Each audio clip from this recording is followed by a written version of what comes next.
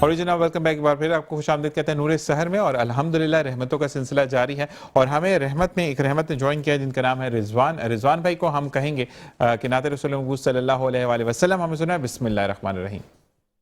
حقیقت میں وہ لطف زندگی پایا نہیں کرتے، حقیقت میں وہ لطف زندگی پایا نہیں کرتے، جو یادیں مصطفیٰ سے دل کو بہلایا نہیں کرتے، جو یادیں مصطفیٰ سے دل کو بہلایا نہیں کرتے، یہ دربار محمد ہے یہاں ملتا ہے بے مانگے، یہ دربار محمد ہے یہاں ملتا ہے بے مانگے، ارے ناداں یہاں دامن کو پھیلایا نہیں کرتے، ارے ناداں یہاں دامن کو پھیلایا نہیں کرتے، حقیقت میں وہ لطف زندگی پایا نہیں کرتے، جو یادیں مصطفیٰ سے دل کو بہلایا نہیں کرتے، یہ دربار محمد ہے یہاں اپنوں کیا کیا کہیں گے نا، یہاں اپنوں کیا کیا کہیں گے نا، یہاں سے ہاتھ خالی غیر بھی جایا نہیں کرتے، یہاں سے ہاتھ خالی غیر بھی جایا نہیں کرتے، حقیقت میں وہ لطف زندگی پایا نہیں کرتے، جو یادیں مصطفیٰ سے دل کو بہلایا نہیں کرتے، جو یادیں مصطفیٰ سے دل کو بہلایا نہیں کرتے۔ ماشاءاللہ ماشاءاللہ سبحان اللہ۔ اور اب ہمارا سیگمنٹ شروع ہو جاتا ہے جو بینک الفلاح اسلامی کے تعاون سے آپ سماعت اور ملاحظہ فرماتے ہیں۔ شجاعت رئیس قدیری صاحب ہمارے ساتھ موجود ہیں جو کہ مشہور و معروف نعت خواں ہیں، نعت کو لے کر آگے چلتے ہیں، یعنی آپ کو بتاتے ہیں کہ نعت کیسے پڑھی جاتی ہے، دین اسلام کے ستونوں پر ہم کیسے عمل کر سکتے ہیں۔ استاد محترم پی ٹی وی کے ایوارڈ یافتہ، آپ کو خوش آمدید کہتے ہیں، السلام علیکم۔ وعلیکم السلام کیسے مزاج ورحمۃ اللہ وبرکاتہ۔ جی اللہ کا بڑا کرم ہے، احسان ہے، ماشاءاللہ آپ کی دعائیں، اللہ تعالیٰ آپ کا سایہ ہم پر قائم رکھے، کیونکہ جب رحمت نعمت جو بڑوں کے سائے کے نیچے ملتی ہے وہ کہیں پہ بھی نہیں ملتی۔ آپ کی محبت کا بہت شکریہ، اور سب کام محبت سے ہوتے ہیں، اور ہر چیز جو ہے آگے بڑھتی ہے۔ ایک ہاتھ جب بڑھاتا ہے آدمی تو دوسرا ہاتھ خود بخود آٹومیٹک آتا ہے۔ سبحان اللہ۔ اور جب استاد محترم کا ہاتھ سر پر ہو تو زندگی بڑی آسان ہوتی ہے۔ جس کے سر پر اللہ اور رسول کا سایہ ہو، اس کا جو ہاتھ ہے یا پاؤں ہے جو بھی ہے اس کی رہ گزر وہ سب روشن اور بالا ہوتی ہے. ماشاءاللہ. آج استاد محترم ہم کس ٹاپک پر بات کریں؟ آج ہم انما اعمال بالنیات، اعمال کا دار و مدار نیت پر ہے. بسم اللہ الرحمن الرحیم. اعوذ باللہ من الشیطان الرجیم، بسم اللہ الرحمن الرحیم. ان اللہ و ملائکتہ یصلون علی النبی یا ایھا الذین آمنوا صلوا علیہ وسلموا تسلیما. اللہم صلی علی سیدنا و مولانا محمد بعدد کل شیء معلوم لک رب ارنی بجمالک یا رسول اللہ یا رسول اللہ یا رسول اللہ. کل کی جو ہماری رودات تھی حضور غوث پاک رضی اللہ تعالی عنہ سے متعلق، وہ انکمپلیٹ تھی، تو وہاں تھوڑا سا وقفہ آ گیا تھا، اینڈ ہو گیا تھا پروگرام کا. تو میں وہیں سے شروع کرتا ہوں جہاں سے سلسلہ ٹوٹا تھا. حضور غوث پاک کے دربار میں جو عورت آئی تھی اس کو اولاد مل گئی تھی. تو اس کی وجہ یہ تھی کہ ایک تقدیر مبرم ہوتی ہے اور ایک تقدیر معلق ہوتی ہے. تقدیر معلق اس کو کہتے ہیں جو دعاؤں کے ذریعے حل ہو جاتی ہے، اور تقدیر معلق تو تقدیر مبرم وہ ہوتی ہے جو کسی بھی طریقے سے حل نہیں ہوتی ہے اور اٹل رہتی ہے. وہی چیز ہونی ہے جو اللہ نے لکھا ہے. تو اس میں بھی حضور غوث پاک کو تصرف تھا. تقدیر مبرم میں تبدیلی کے لیے آپ کو تصرف تھا. اتنا بڑا درجہ تھا. آپ کی دعا سے جو پیدا ہوا تو وہ عورت آئی آپ کے یہاں بچی کو لے کر کہ میں نے تو لڑکا مانگا تھا، یہ آپ نے لڑکی دے دی مجھے، اور کہا یہ پکڑو لڑکی، مجھے لڑکا چاہیے. تو آپ نے بھی جلال میں آگے کہا یہ لڑکا ہے پکڑو. تو اللہ دیکھا تو لڑکا تھا، اور وہ تھے شہاب الدین سہروردی رحمۃ اللہ علیہ، سبحان اللہ. جو کہ سلسلہ سہروردیہ کے بانی، ان سے سلسلہ سہروردیہ شروع ہوا تھا. تو حضور غوث پاک کی دعا سے پیدا ہوئے تھے.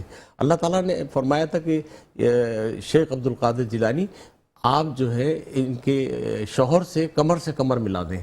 اس کا مطلب یہ ہے کہ آپ اپنی اولاد دے دیں. یہ حضور غوث پاک کی دعا سے بھی پیدا ہوئے اور حضور غوث پاک کی اولاد کے حوالے سے بھی ان کو یاد کیا جاتا ہے. تو اب ہم جو ہے نما اعمال بالنیات، اعمال کا دار و مدار تمام تر نیتوں پر ہے. ہماری جیسی نیت ہوگی ویسے ہی ہمارے فرشتے بھی ہوں گے. اور دیکھیے آپ کوئی عمل کرنے جاتے ہیں تو اللہ کو اور فرشتوں کو سب پتہ ہوتا ہے. یہ دو منکر نکیر بیٹھے ہیں، یہ سب لکھتے ہیں. آپ ارادہ کرتے ہیں کسی کی مدد کرنے کے لیے، اور راستے میں آپ کے ساتھ کوئی انسیڈنٹ ہو جاتا ہے اور وہ معاملات نہیں ہو پاتے جو نیکی کرنے آپ جا رہے ہیں، تو وہ نیکی کا فرشتہ لکھ چکا ہوتا ہے کہ جی یہ اس نیکی کے لیے نکلا ہے. تو اللہ تعالیٰ اس نیکی کو قبول کر لیتا ہے. اگر کوئی شخص کسی غلط کام کے ارادے سے نکلتا ہے تو وہ بھی جو بدی کا فرشتہ ہے وہ جلدی کرتا ہے لکھنے کی.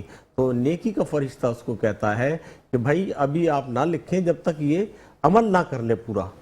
تو وہ اس وقت تک اس فرشتے کو روکتا ہے کہ جی آپ رکے رہیں، اس کے اعمال میں نہ لکھیں. تو ہم جو کام کرتے ہیں اس میں ہماری نیت کا بڑا عمل دخل ہے. دیکھیے حضور حضرت علی کرم اللہ جو تشریف فرما تھے، ایک یہودی آیا، اس نے کہا کہ بھئی جس رب کو، جس اللہ کو تم عبادت کرتے ہو، جس اللہ کی، وہ تو کہیں نظر نہیں آتا، مجھے دکھاؤ اگر ہے تو. تو حضرت علی کرم اللہ وجہ کی فراست، فہم و فراست اعلیٰ و بالا تھی.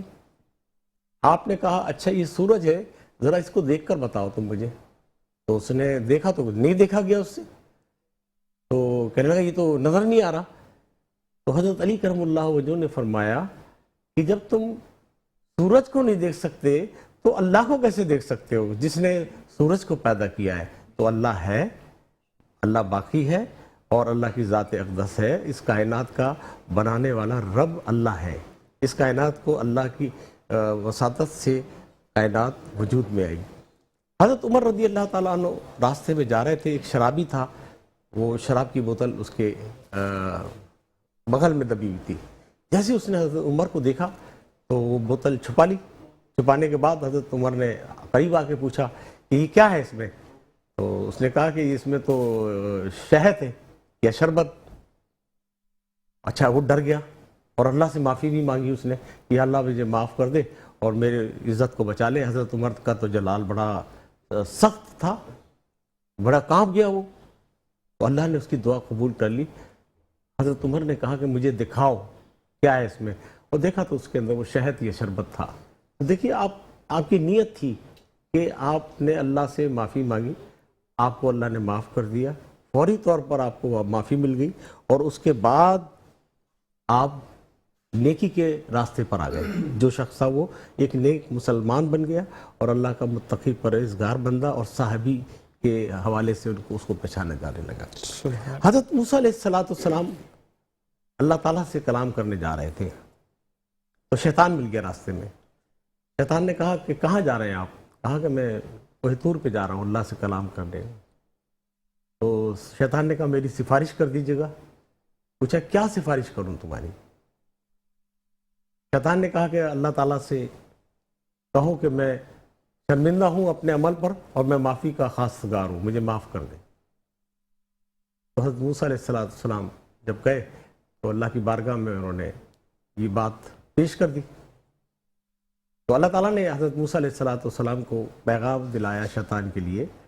تو شیطان ملا کہ آپ نے میری بات کی؟ کہا ہاں بالکل بات کی۔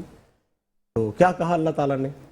تو اللہ تعالیٰ نے کہا ہے کہ تم حضرت آدم علیہ السلام کی قبر کو سجدہ کر لو تو میں تمہیں معاف کر دوں گا۔ تو اس شیطان ملاحون نے کہا جب وہ زندہ تھے تو میں نے سجدہ نہیں کیا، تو مرنے والے کو میں کیا سجدہ کروں؟ تو یعنی اس کے نصیب میں ہی ایمان نہیں تھا، نہ ہے، اور وہ قیامت تک کے لیے شیطان ہے، اور بعد از قیامت اس کو جہنم رسید کیا جائے گا اور اس کے ساتھیوں کو بھی جہنم میں بھیجا جائے گا۔ اب یہ ایک بات میں بتاؤں آپ کو کہ ہم جو لوگ ہیں اپنے ایمان کی سلامتی کے لیے دعا کرتے ہیں، نماز پڑھتے ہیں۔ اب رمضان شریف کا مہینہ ہے، اس کے اندر ہم عبادت اور ریاضت کے اندر اپنا وقت گزار رہے ہیں، رات کو جاگتے ہیں، صبح سحری کرتے ہیں، نماز پڑھتے ہیں، قرآن شریف پڑھتے ہیں، پھر اس کے بعد جو آپ کا کام ہے اس کام پر جاتے ہیں آپ، پھر واپس آ کے پھر وہی اللہ کی عبادت کرتے ہیں۔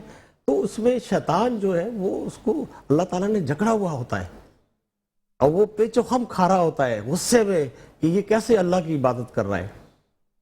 تو پھر اس سے وہ کہتا ہے شیطان کہ ٹھیک ہے تو یہ رمضان کا مہینہ گزرنے دے، پھر تیرے کو میں دیکھ لوں گا رمضان کے بعد۔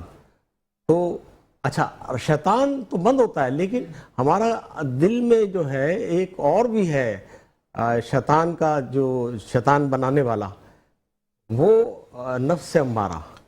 یہی نفس امارہ گناہوں کو ترجیح دلاتا ہے اور اس کے بعد انسان گناہ کرتا ہے۔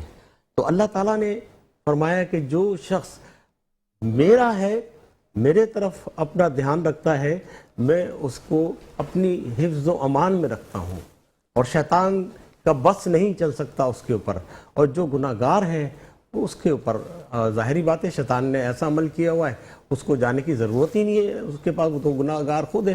شام کو شیطان جو ہوتا ہے وہ سمندر کے قریب بیٹھتا ہے، تو جتنے بھی چیلے اس کے آتے، کوئی کچھ بتاتا ہے کہ میں نے ایک کو جو نماز پڑھنے نہیں دی، ایک کا یوں کر دیا، ایک کا ایسے کر دیا، ایک کا ایسے کر دیا، تمام تر تفصیلات بتاتے ہیں۔ تو ایک جو ان کا چہلا ہوتا ہے وہ بولتا ہے جی میں نے دونوں میاں بیوی میں جھگڑا کرا دیا، پہلے تم نے سب سے اچھا کام کیا، سب سے اچھا کام تم نے کیا ہے۔ تو شیطان کی کوشش ہوتی ہے کہ میاں بیوی کے اندر، ان کے درمیان جو ہے نفرت اور غصہ پیدا کرے اور ان میں تنازع پیدا ہو جائے۔ تو میری گزارش ہے کہ آپ لوگ جو میاں بیوی ہیں آپس میں محبت سے، پیار سے اور اللہ کے دین کی عبادت کرتے ہوئے گزاریں، ایک دوسرے سے محبت سے گزاریں، اور گھر کا ماحول ایسا بنائیں کہ جو ہمارے بچے ہیں وہ ہمیں دیکھ کر اسلام کے راستے کو اپنائیں۔ آج کل کا ماحول اتنا عجیب و غریب ہو گیا ہے گھر کا کہ جس کو دیکھو وہ کچھ نہ کچھ میڈیا میں لگا ہوا ہے، سوشل میڈیا کے اندر پتہ نہیں کیا کیا دیکھ رہا ہے۔ سوشل میڈیا ضرور جو ہے ہماری اس کی مدد کے لیے ضرور ہے، تو اس میں آپ اچھی چیزیں دیکھیں، اپنے بچوں کو بھی اچھی چیزیں دکھائیں، اور بچوں کو شام کو لے کر بیٹھیں اور ان کو بتائیں کہ مذہب اسلام کیا ہے اور مذہب اسلام کی تربیت کیا ہے۔ اور جو شخص اپنے ماں باپ کی عزت نہیں کرتا وہ اللہ تعالیٰ کے نزدیک شیطان سے بڑھ کر ہے، اور اللہ اس کے کسی عمل کو قبول نہیں کرتا۔ یہ یاد رکھیں کہ جو شخص اپنے ماں کی عزت کرتا ہے اس کو جنت ملتی ہے، اور جو شخص اپنے باپ کی عزت کرتا ہے تو باپ جو ہے جنت کے دروازے پر کھڑا ہوتا ہے، جب تک وہ دروازہ نہیں کھولے گا تو آپ جنت میں کیسے جائیں گے؟ تو اپنے ماں باپ کا احترام کریں، اپنے بھائیوں کا چھوٹوں کا احترام کریں، ان کے ساتھ شفقت اور محبت سے پیش آئیں۔ دیکھیں انسان کا سب سے بڑا جو ہے نا رویہ ہوتا ہے، اس رویے سے انسان جو ہے نا دوسرے کو تبدیل کر سکتا ہے۔ اگر آپ کا رویہ ہی غلط ہے، میرے پاس کوئی شخص آیا تو اور کہنے لگا جی مجھے آپ سے کام ہے، اب میں اس کو جو ہے غصہ دکھاؤں اپنا، نہ بیٹھنے کو پوچھوں نہ پانی کے لیے پوچھوں، تو وہ اپنا مدعا بھی بیان کرنے سے پریشان ہوگا۔ تو ہمیں آنے والے کے ساتھ وہ رویہ اختیار کرنا چاہیے جس سے کہ اس کے قلب کو اطمینان ہو، وہ اپنی مشکل کو آپ کے سامنے پیش کر سکے۔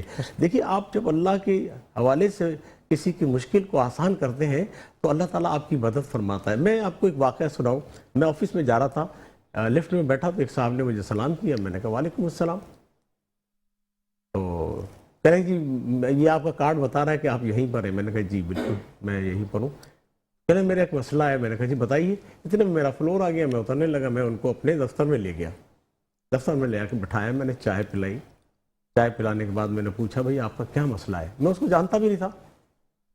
اس نے کہا میں یہاں پر آیا تھا گورنر صاحب کے پاس میٹنگ میں، اور آتا رہتا ہوں 2-3 مہینے کے اندر، تو ایک صاحب ہے ان کو میں نے اپنے بچے کے اپائنٹمنٹ کے لیے کہا تھا کہ میرے بچے نے انٹرویو دیا، ٹیسٹ دیا ہے، اس کا کیا پوزیشن ہے، کیا اسٹیٹس ہے؟ تو 4-5 دفعہ آیا، اس شخص نے مجھے یہی کہا اچھا میں دیکھتا ہوں۔ تو میں نے کہا اس میں کوئی بڑی بات نہیں ہے، لائیے مجھے نام دیجیے بچے کا، اس کا رول نمبر دیں۔ میں نے فون کیا، فون پہ مجھے جواب آیا کہ جی یہ کوالیفائی نہیں کیا انہوں نے۔ تو میں نے ان کو بولا جی آپ کے بچے نے کوالیفائی نہیں کیا۔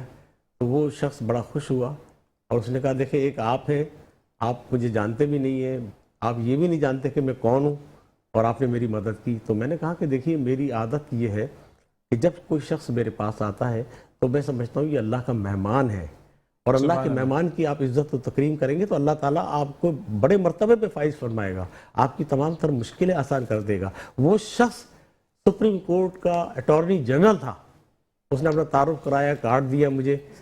تو میں نے کہا کوئی بات نہیں، میرا تو مقصد یہ تھا کہ آپ کی مدد کروں، مجھے اس سے کوئی غرض نہیں کہ آپ اٹارنی جنرل ہیں یا کوئی بھی ہے۔ تو بڑا شخص خوش ہوا اور اس نے مجھے کہا کہ آپ اسلام آباد آئیں تو میرے پاس آ کے رہیں۔ تو میں خیر بہرحال ان سے کانٹیکٹ میں رہا۔ تو انسان کو چاہیے کہ اگر آپ کے پاس کوئی آتا ہے دفتر میں یا باہر کوئی، آپ اس کی مدد کر سکتے ہیں تو بلا جھجک آپ اس کی مدد کریں، صرف اس لیے کہ اللہ تعالیٰ خوش ہوتا ہے کہ آپ کسی اللہ کے بندے کی مدد کر رہے ہیں تو اللہ کی رضا کے لیے کر رہے ہیں، نہ کہ کسی اور لالچ کے لیے۔ آپ تھوڑا سا اتنی سی بات اپنے ذہن نشین کر لیں کہ میں نے اس کی مدد کرنی ہے، آپ کو ثواب مل جائے گا۔ ماشاءاللہ۔ اور اسی کے ساتھ ایک وقفے سے واپس آئیں گے، مزید بات کریں گے۔ السلام علیکم ورحمۃ اللہ۔ جو پوچھا نبی نے کہ کچھ گر بچھوڑا تو صدیق اکبر کے ہونٹوں پہ آیا۔ جو پوچھا نبی نے کہ کچھ گر بچھوڑا تو صدیق اکبر کے ہونٹوں پہ آیا۔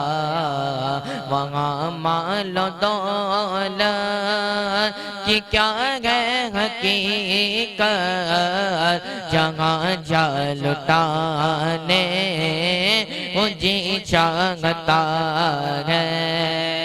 جگاد محبت کی آواز گونجی، کہاں ہر زلانے یہ دلہن سے اپنی اجازت اگر دو تو جام شہادت لبوں سے لگانے کو جی چاہتا ہے وہ شہر محبت۔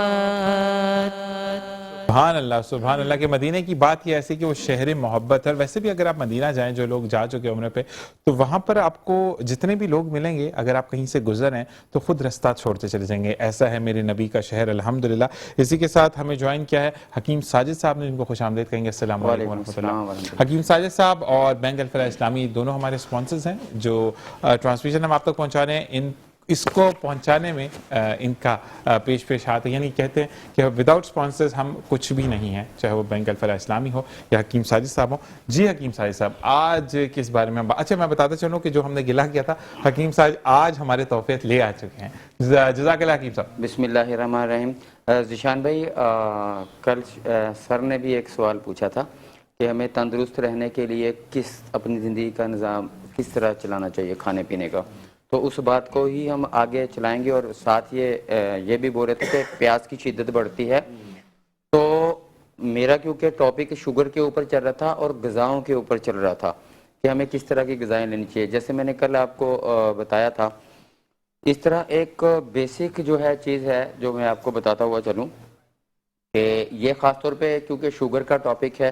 اچھا, لازمی نہیں ہے کہ میری بتائی ہوئی چیزیں صرف ایک شوگر کا مریض ہی دیکھے. وہ لوگ جو ماشاءاللہ تندرست ہیں یا جن کو کوئی 19-20 پرابلم تو چلتا ہی رہتا ہے تقریباً ہر بندے کو, بہت ہی سونے سے لکھنے والے الفاظ ہیں آج جو میں آپ کو بتانے جا رہا ہوں. میرے انشاءاللہ تعالی یہ الفاظ آپ کو ساری زندگی یاد رہیں گے. جو لوگ بھی اس کے اوپر عمل کریں گے, مریض ہوں تندرست ہوں, تو انشاءاللہ تعالی مجھے اپنی زندگی میں دعائیں ضرور دیں گے. بہت اہم بات بتانے جا رہا ہوں. جس طرح اللہ تبارک و تعالیٰ نے ہمارے ایک سونے کا, جاگنے کا, عبادت کا, کھانے پینے کا ایک ہمیں اللہ تبارک و تعالیٰ نے اسلام کے اندر بھی ایک ہمارا لائحہ عمل بنایا ہے نا. ہم نے کتنی مرتبہ نماز پڑھنی ہے اور کب سونا ہے, کب سو جانا بہتر ہے, کون سے پہر میں اٹھنا بہتر ہے ہمارے لیے. ٹھیک ہے, اسی طرح اگر ہم اپنے ڈائجسٹو سسٹم کے اوپر چلیں, اپنے میٹابولزم کے اوپر چلیں, تو روزے آلریڈی چل رہے ہیں. سب سے پہلے جو بھی لوگ آپ دیکھیں گے, ایسے لوگ زندگی اور موت تو اللہ تبارک و تعالیٰ کے ہاتھ کے اندر ہے, لیکن ایک زندہ رہنے کے لیے اچھی صحت کا ہونا بہت ضروری ہے. تو زیادہ عرصے تک تندرست زندگی گزارنا, بیماریوں سے دور رہنا, اور اللہ تبارک و تعالیٰ عمروں میں اضافہ کرے تو برکت دے اور صحت دے. تو اس کے لیے جو بیسک چیز میں آپ کو بتانے جا رہا ہوں کہ آپ کے کھانے پینے کا ٹائم مقرر ہو جانا. کھانے پینے کا ٹائم مقرر ہو جانا. جس طرح ہم شوگر کے مریض کو ایک نصیحت کر رہے ہوتے ہیں کہ آپ نے ہر وقت کھانا پینا نہیں کرنا. ہمارے سر ہیں ہمدرد یونیورسٹی کے سر آصف اقبال صاحب, اور ڈین رہے ہیں, ان کا میں لیکچر ایک سن رہا تھا, ان میں سے بہت ہی اچھی مجھے ایک مثال بھی ان کی لگی, وہ میں بتاتا چلوں. وہ بتا رہے تھے کہ ہمارا جو نظام انہضام ہے نا, اس کی مثال ایک کچن کی ہے. ٹھیک ہے, وہ کچن کی ایسے ہے, مثال کے طور کے اوپر ایک بندہ ہے, اس نے آپ کے 200 مزدوروں کا یا سرونٹ ملازم کسی ادارے کا کھانا پکا کے دینا ہوتا ہے. اس کے پاس ایک ہی ہنڈیا ہے, ٹھیک ہے, ایک ہی چولہا ہے اور ایک ہی باورچی خانہ ہے, اور پکانے والا بھی بندہ ایک ہی ہے. تو وہ 200 بندوں کا جو کھانا ہے نا, وہ تقریباً 6 سے 7 گھنٹے کے اندر تیار کرتا ہے. صبح دوپہر رات اس طرح کا وہ ٹائم کا اپنا سیٹ اپ بنا کے 3 دفعہ اپنا کھانا تیار کرتا ہے. ہوتا ایسا ہے کہ ذیشان بھائی بھی ان کو آرڈر دے دیتے ہیں کہ بھئی ایک دیگ میری بھی بنا دینا. وہ 3 دیگیں بنا سکتا ہے, چوتھی دیگ آپ کی بھی آ گئی. تو جب آپ کی بھی چوتھی دیگ آ گئی تو وہ کیا کرے گا, اس کے پاس تو ٹائم وہی تھا, ابھی وہ پریشان ہونا شروع ہو جائے گا, میں نے کیا کرنا کیا ہے میں نے. ٹھیک ہے, تو وہ پریشان ہوگا. وہ کیا کرے گا, وہ جو کھانا پہلے بن رہا ہوگا اس کے نظام کو وہ چینج کرے گا. ان دونوں میں سے وہ ٹائم کی ڈنڈی مارے گا, آپ کا کھانا تیار کرے گا, تو وہ کھانا بھی کچا پکا رہنا شروع ہو جائے گا. اور پھر جو 200 لوگ کھا رہے ہوں گے وہ بھی پریشان ہوں گے. وہ بتائیں گے بھئی کھانا آج تو کچا ہے, وہ بولیں گے بھئی میں تو وہ اسی طرح ہی بنا رہا ہوں پہلے کی طرح ہی. آہستہ آہستہ کیا ہوگا, ان کا کھانا جو ہے وہ پکا رہے ہوں گے, جب صحیح نہیں پک رہا ہوگا, اس کے اعتراض کے اوپر کوئی توجہ نہیں دے گا, تو وہ کھانا بچنا شروع ہو جائے گا. ان میں سے کچھ لوگ بیمار ہونا شروع ہو جائیں گے. تو اس مثال کو میں سمجھانے کے لیے آپ کو یہ بتاتا ہوں کہ ہماری باڈی کی مثال, دماغ جو ہے نا ہمارا وہ کچن ہے, دماغ. ٹھیک ہے, میدا ہمارا ایک دیگ ہے, اور چولہا جو ہے اس کے نیچے جو ہمارا لبلبا ہے, جو ہمارا اس کے نیچے لبلبا ہے وہ چولہا ہے. تو لہٰذا دماغ ہمارا باورچی خانہ سمجھ لیں آپ. ٹھیک ہے, یا آپ کوک سمجھیں اس کو, کہ جس کو جب یہ پتہ چلے گا کہ اتنا زیادہ لوڈ آ جائے گا, تو وہ سب سے پہلے تو ہمارا دماغ پریشان ہو جاتا ہے. وہ کس طرح سے, کہ جب ہم کھانا کھاتے ہیں تو ہمیں اپنے جو ہمارا کھانے پینے کا ٹائم ہے، ہضم ہونے کا جو ٹائم ہے، سیکریشن جو ہے ہمارے آنتوں کی، معدے کی جو شروع ہو جاتی ہے نا، وہ کھانا کھانے کے بعد شروع ہو جاتی ہے، اور اس کو کم از کم بھی 6 سے 7 گھنٹے بالکل چاہیے ہوتے ہیں اس کھانے کو ہضم کرنے کے لیے، ٹھیک ہے؟ تو جب ہم 8 گھنٹے اس کو نہیں دیتے، روزے کی بھی مثال اسی سے ہی ملتی ہے کہ آپ کم از کم اگر 8 گھنٹے تک فاسٹنگ میں رہتے ہیں، صبح کا کھانا آپ 8 بجے کھا لیتے ہیں، اسی طرح آپ 6 سے 7 گھنٹے کا 8 گھنٹے کا ٹائم دے کے دوپہر کا کھانا کھاتے ہیں، سیم اسی طرح آپ رات کا اگر کھانا کھاتے ہیں تو آپ ایک بہترین قسم کی زندگی گزار رہے ہوں گے۔ ابھی کیا ہوتا ہے کہ ہم نے کھانا پینا کھایا، جیسے میں نہار منہ پانی پینے سے منع کرتا ہوں، اور آگے پانی پینے کے بھی نقصانات تھوڑا میں بتاؤں گا۔ صبح کا کھانا آپ اپنا کھا لیں، صبح کے کھانے کے اندر جیسے میں نے کہا تھا آپ کوشش کریں کوئی بھی ملٹیپل چیزیں اکٹھی نہ لیں، جیسے مثال کے طور کے اوپر شوگر کے مریض ہیں، وہ کاربوہائیڈریٹس کی طرح کی کٹھی چیزیں نہیں لیں، مثال کے طور کے اوپر چاول بھی اس نے کھا لیے، آٹا بھی اس نے لے لیا اور فروٹ بھی اس نے لے لیا، تینوں چیزیں جب ایک ہی ٹائم کے اندر کھائی تو باڈی کے اندر یکدم سے کیا ہوا، کاربوہائیڈریٹس کی جو ہے مقدار بڑھ گئی۔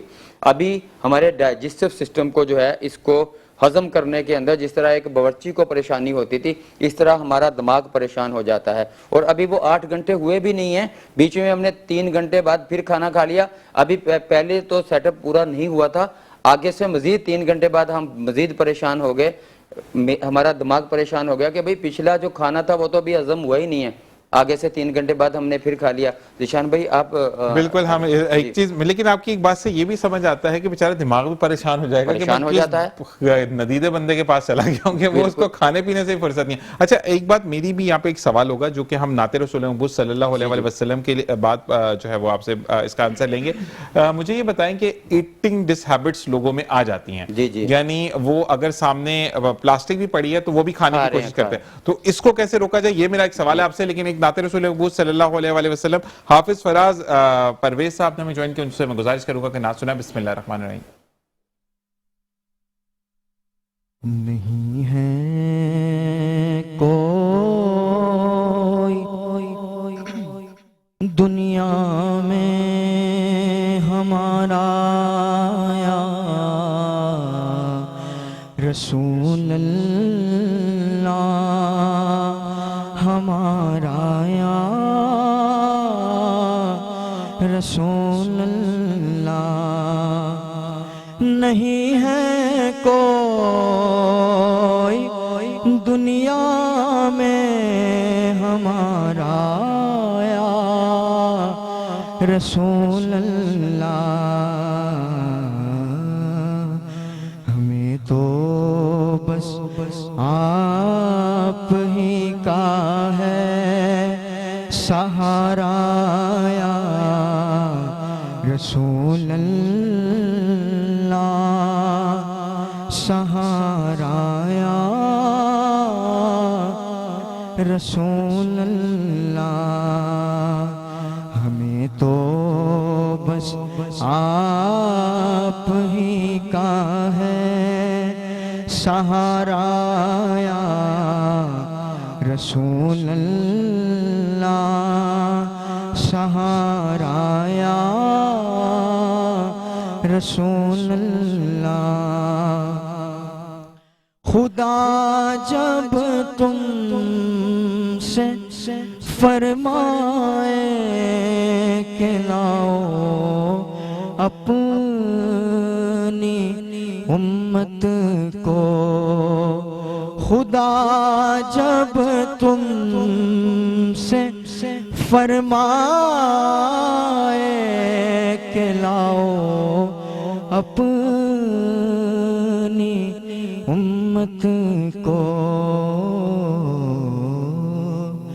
ہماری طرف بھی کر دینا اشارہ یا رسول اللہ، اشارہ یا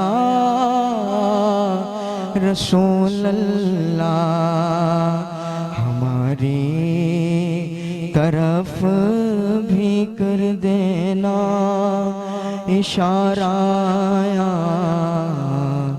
रसूल अल्लाह इशारा या रसूल अल्लाह। अल्लाह हाफिज साहब, जीते रहिए, खुश रहिए, और बिल्कुल जब मैदान हशर में हो तो अल्लाह ताला शिफात नसीब फरमाए। इसी के साथ एक वक्फा। अस्सलामु अलैकुम व रहमतुल्लाह।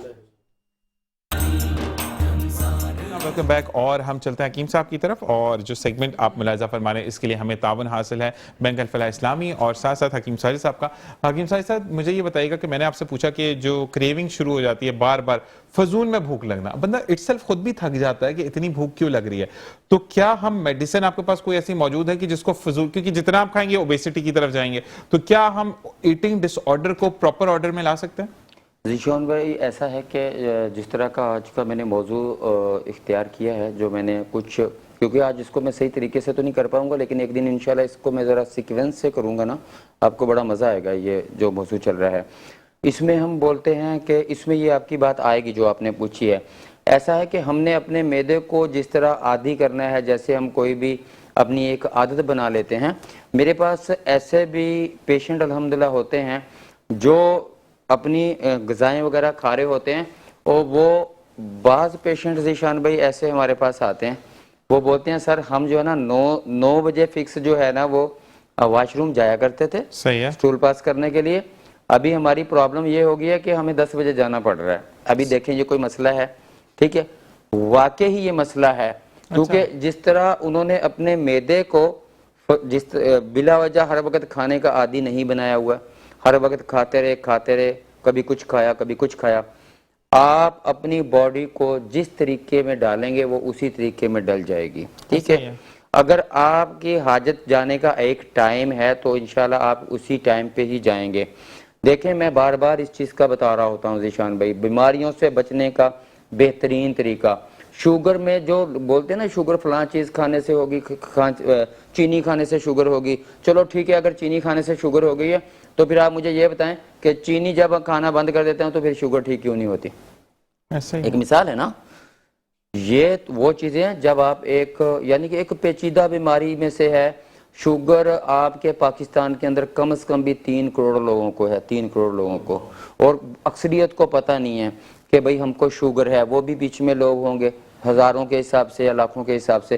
तो आपने अगर अपनी बॉडी को हर 3 घंटे खाने के बाद का आदी बना लिया, हर आधे घंटे बाद खाने का आदी बना लिया, तो आपने उसको आदत खुद डाली है। इसको ख़त्म करने के लिए ये महीना रमज़ान मुबारक का बड़ा बेहतरीन है हमारे पास, ठीक है। इस महीने के अंदर कोशिश करें रोज़े रखने की। ऐसे पेशेंट अल्हम्दुलिल्लाह मेरे पास जो 2, 4, 5 दिन से ज़ीशान भाई आए हुए हैं मेडिसिन के लिए, शुगर की मेडिसिन के लिए। छोटे छोटे बच्चे, टाइप 1 के 15 साल के बच्चे, आप बिलीव करें मेरे पास वो आए, मैंने उनको मना किया फिलहाल कि बेटा आपकी अद्वियात हमसे शुरू हुई हैं, आप अभी रोज़ा नहीं रखेंगे, आप इंसुलिन पेशेंट हैं और आप अभी हमारी दवाइयाँ खाएंगे, आप ऐसा करें। अच्छा क्या है कि उनके घर वाले हमारे पास जैसे आए हैं दवा लेने के लिए, आके बोल रहे हैं कि हकीम साहब इसने तो काफ़ी दिनों से इंसुलिन भी छोड़ी हुई है और ये आपकी अभी दवा खाएगा और ये रोज़े रखने से बाज नहीं आ रहा, उसको निढाल हुआ वो, उसकी जो है ना वो हार्ट बीट साथ नहीं मिल रही, ठीक है। मैंने उनको पहले तो सख्ती से डांटा कि आपने मना नहीं करनी थी। तो वो बच्चा 15 साल का है, यानी कि उसकी जुस्तजू क्या है कि मैं रोज़ा कोई ना छोड़ूं। इतनी बीमारी के अंदर भी कितनी तड़प है उसको, अल्लाह पाक उसको सेहत अता फरमाए। और मैं बोल रहा हूँ कि फिर वो 2-3 दिन बल्कि 24 घंटे के अंदर अंदर जैसे मैंने उसको मेडिसिन दी, मैंने उससे गुजारिश की कि आप बाद में रोज़ा रखना, फिलहाल आपको पानी की ज़रूरत है।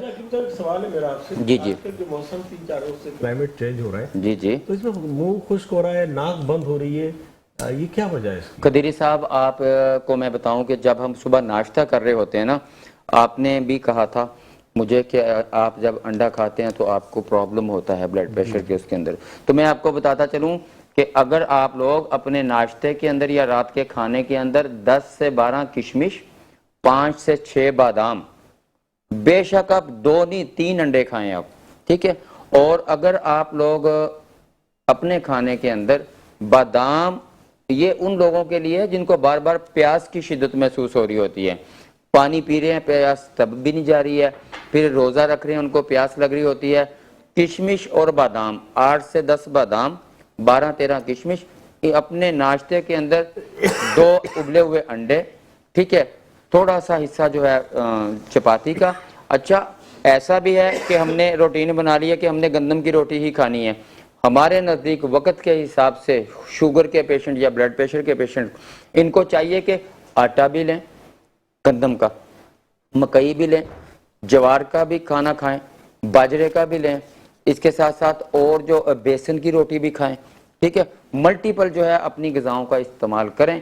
और देखें, बहुत से लोग, आपको इस चीज़ का बता दूं, निकोटीन लेने वाले जितने भी मरीज़ होते हैं ना, वो एसाबी कमज़ोरी के मरीज़ होते हैं। निकोटीन एसाब को कमज़ोर कर रही होती है, ठीक है।